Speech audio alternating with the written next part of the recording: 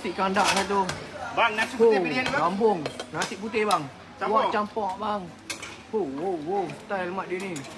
Ni Baik. nasi kandar. Banjir bang, banjir. Okey bang. Okey, lagi lem seng. Lemseng, bang. Mana lem seng? Ini bang, besarnya lem seng, lem seng dia. Okey bang, boleh bang lem seng bang. Okey bang. Tambah lagi bang. Okey, boleh. Ini Sotong. bawang goreng, bang. Bawang goreng boleh tuang sikit bawang goreng. Okey, bang. Cergas bang. Tambah lagi, bang. Sotong bang. Sotong bang. Sotong tambah 2 ke 3 bang. Tak 2 je bang, jangan banyak bang. 2 Okey je bang. baik bang. Telur Ini rebus, telur masin. Telur rebus, telur masin abang. Okey, telur rebus, Okey. telur masin. Telur rebus, telur masin. rebus. Udang telur bang. masin.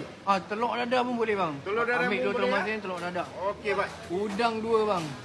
Bang, tambah lagi bang. Udang 2. Udang 2 bang. Okey, udang 2. Kari cicah sikit. Baru Ini, tuang kat bang. nasi.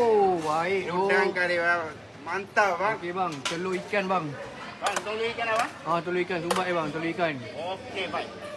Baik Telur ikan dia besar pula ni.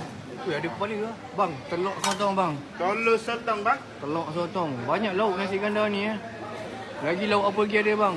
Okey bang. Kita Lagi tengok ada- belah sana, kita tengok belah sana. Okey, ini lauk ada kambing kari bang. Kambing. Kambing kari. Kurma. Boleh. Kari. Boleh. Kambing kari sikit. Okey, lagi apa lagi? Kobis bang, kobis. Kobis, saya kobis sama. Sayang kobis bang. Ni potong, Potong dulu. Okey, kobis sikit bang.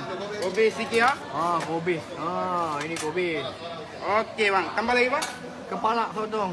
Kepala sotong bang. Kepala sotong sikit. Okey baik. Sambat nyok special mesti ada sambal nyok pun. Ini sambangnya bang. Sambal kelapa. Sambal kelapa. Okey baik. Okey, last sekali bendi cabai bos. Boleh pacak bang. Okey baik. Pap. Okey, sebiji lagi. Okey baik. Okey, tengok sikit. Mantap. Besar man kedai dia ni. Berapa tingkat? 2 tingkat man. Beratok panjang ni. Ramai.